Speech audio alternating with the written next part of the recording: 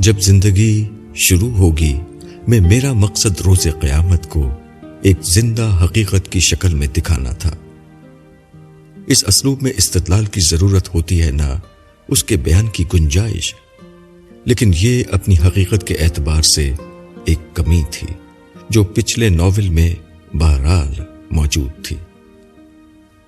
اس کمی کو دور کرنے کے لیے قارئین کی خدمت میں قسم اس وقت کی کے نام سے جب زندگی شروع ہوگی کا دوسرا حصہ یا سیکوئل پیش ہے۔ الحمدللہ اس کتاب میں قیامت کے وجود کو ثابت کیا گیا، اور اس طرح ثابت کیا گیا ہے کہ انکار کی کوئی گنجائش باقی نہیں رہتی۔ ظاہر ہے یہ ایک معجزانہ کام ہے جو کسی انسان کے بس کی بات نہیں۔ الحمدللہ یہ کام پروردگار عالم نے اپنی آخری کتاب میں خود ہی کر رکھا ہے۔ اس ناول میں قرآن مجید کا یہی معجزہ پیش کرنے کی کوشش کی گئی ہے جو آخری درجے میں سچائی کو ثابت کر دیتا ہے۔ اس بندہ عاجز کے نزدیک قرآن کریم کا یہی وہ معجزہ ہے جو رہتی دنیا تک ہر انسان پر حجت قطعی ہے۔ ہمارے اہل علم اس معجزے کو سمجھتے اور اپنی کتابوں میں بیان کرتے ہیں، مگر عام مسلمانوں کی اکثریت پر اس کی اہمیت واضح نہیں ہے۔ مگر در حقیقت ہر مسلمان کی ذمہ داری ہے کہ وہ اس معجزے کو سمجھے اور دوسروں کو سمجھائے۔ یہ ناول اس کام کو ایک کہانی کی شکل میں آسان کرنے میں انشاءاللہ بہت معاون و مددگار ثابت ہوگا۔ میں نے اس ناول میں قرآن مجید کے اصل استدلال کے ساتھ کئی اور پہلوؤں سے اسلام پر ہونے والے اعتراضات کا جواب بھی دیا ہے۔ یہ وہ سوالات اور اعتراضات ہیں جو لوگ برسا برس سے میرے سامنے رکھتے رہے ہیں۔ مجھے معلوم ہے کہ ہر جواب کے بعد ایک نیا اعتراض کیا جا سکتا ہے، تاہم جو استدلال قرآن مجید کا ہے اور جو چوتھے باب سے شروع ہوگا وہ ایک معجزہ ہے، اس کا جواب دینا ممکن نہیں۔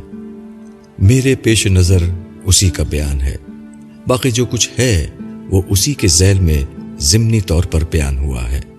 قرآن مجید میں یہ استدلال جگہ جگہ بکھرا ہوا ہے، مگر اس کی ایک مختصر مگر جامع ترین صورت العصر کو بنیاد بنا کر میں نے اس ناول کی بنیاد اٹھائی ہے۔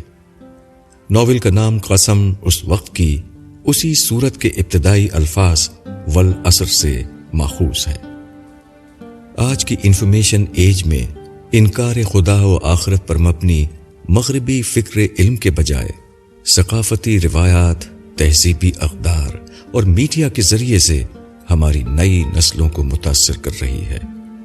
میں نے بھی ان سوالوں کا جواب دینے کے لیے علمی طریقے کے بجائے اسی طریقے کو اختیار کیا ہے جو مغربی فکر کا طریقہ ہے، یعنی علمی کتاب لکھنے کے بجائے جذبات و احساسات پر مبنی ایک دلچسپ کہانی کی شکل میں نوجوان نسلوں کو مخاطب کیا ہے جو عام طور پر دین سے دور ہیں۔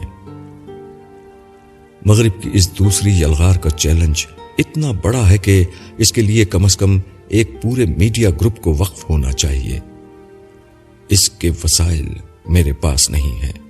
میرا ہتھیار ایک بے مایہ قلم اور ایک خامہ خام ہے۔ یہ قلم نوائے حق بن کر ناول نگاری کے اسلوب میں الہاد کے ٹڈی دل لشکر کے سامنے صف آرا ہوا ہے۔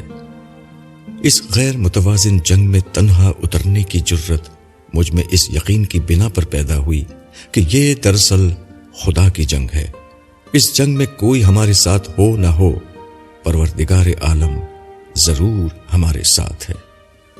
وہ اگر ساتھ ہے تو پھر اس راہ میں کسی دوسرے تیسرے کی ضرورت نہیں، لیکن اللہ کے بندوں اور بندیوں کو اپنے تعصبات، فرقوں اور جماعتوں کی وفاداری سے اوپر اٹھ کر ایک دفعہ ضرور سوچنا چاہیے کہ عالم کے پروردگار نے روز قیامت اگر ان سے پوچھ لیا کہ جب میرا دین اپنی بقا کی فیصلہ کن جنگ لڑتے ہوئے تمہیں مدد کے لیے پکار رہا تھا تو تم کیا کر رہے تھے؟